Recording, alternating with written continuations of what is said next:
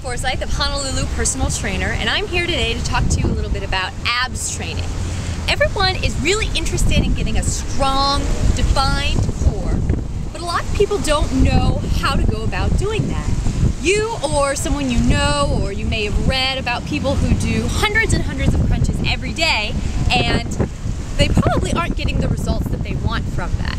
That's because abs training is a little bit more involved than just doing endless reps of crunches. A couple things to think about. Your abs are a muscle, just like any other muscle, just like your bicep or your glutes. You wouldn't do 100 bicep curls in a row, would you?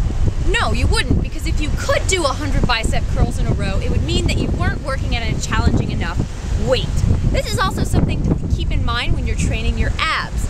You want to be training your abs, not doing endless repetitions, but doing anywhere in the neighborhood of 8 to maybe 25 repetitions of an exercise. And that should be a challenging amount. If you can go through and you can do 100 crunches in a row, that means that you need to make it a little more challenging for yourself somehow.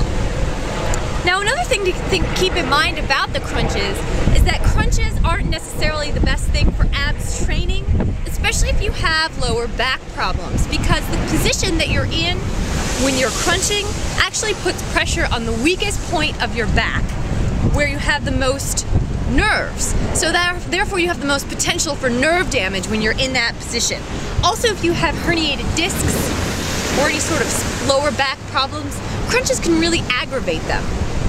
So what I'm going to do today is I'm going to show you 3 ab exercises that you can incorporate into your abs training routine to help you get a stronger, more defined core. Now, speaking of having a defined core, the exercises I'm going to show you are great for variety and great to integrate into your program. However, you can't just do these and expect to get a six-pack.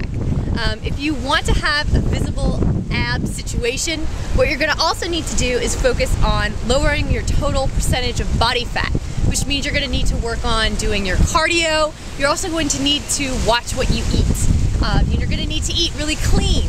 You can't eat a bunch of junk and expect to do some abs training and the next day wake up with a six-pack. Unfortunately, it doesn't work that way. So the first thing I'm going to show you, which you may have seen before, is just your basic plank. And what you want to do is you want to get down on all fours, and you want to get on your elbows and feet and hold yourself. You want to brace your abs and hold yourself here. Now you want to work up to where you can do this for about 90 seconds to 2 minutes. Things to keep in mind when you're doing the plank: do not let your hips sag. Nobody likes saggy hips, and this is putting pressure on your lower back. Do not stick your butt up like this either, because what are you doing here? You're certainly not bracing your abs. You want to be flat. Now, once you get good at that, once you can do that for about 90 seconds or 2 minutes, you can also add some variations into that. So instead of holding yourself on all fours, what you can do is you can start trying to do one-handed planks, or you can do one-legged planks, and you can build yourself up to doing 90 seconds to 2 minutes on each of those. So, if you want to get your core off the floor and try another one, we're going to try some weighted ab exercises.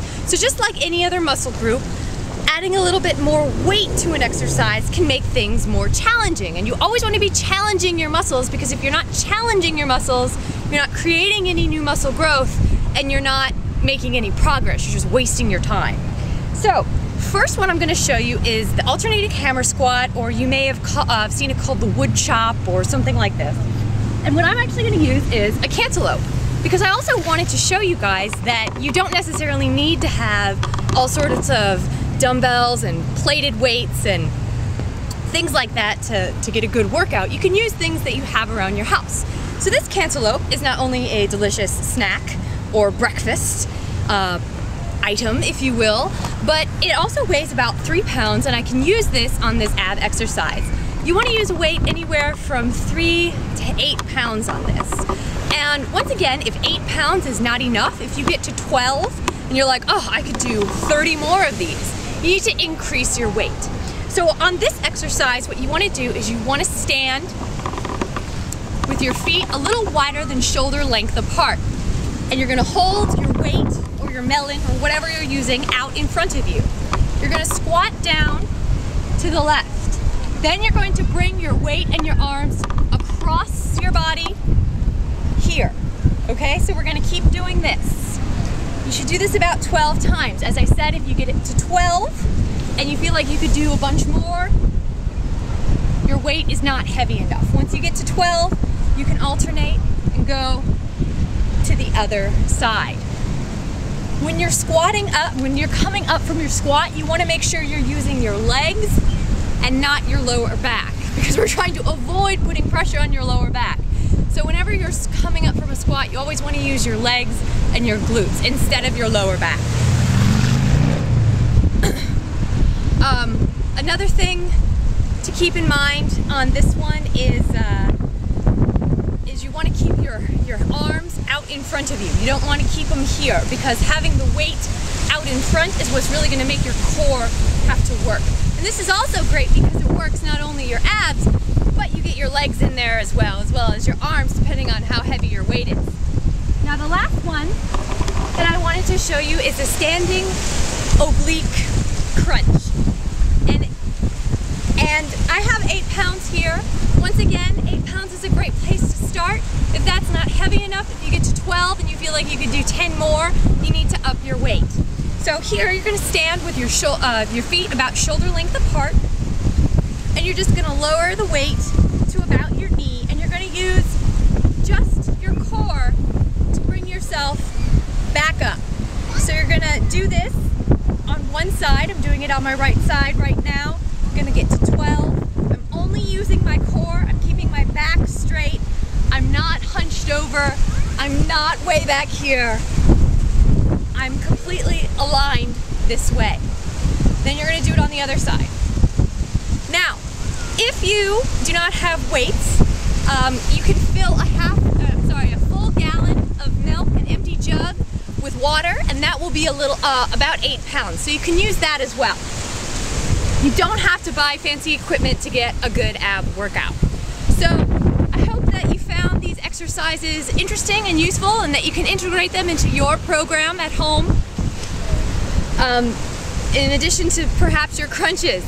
If you're interested in learning more about these types of exercises, or designing a program, or if you need nutrition or fitness advice, feel free to contact me. You can visit my website, www.honolulupersonaltrainer.com, and you can find out all the information you need to know about either private personal training or my outdoor women's fitness boot camps that I'm running here in Honolulu. Thanks!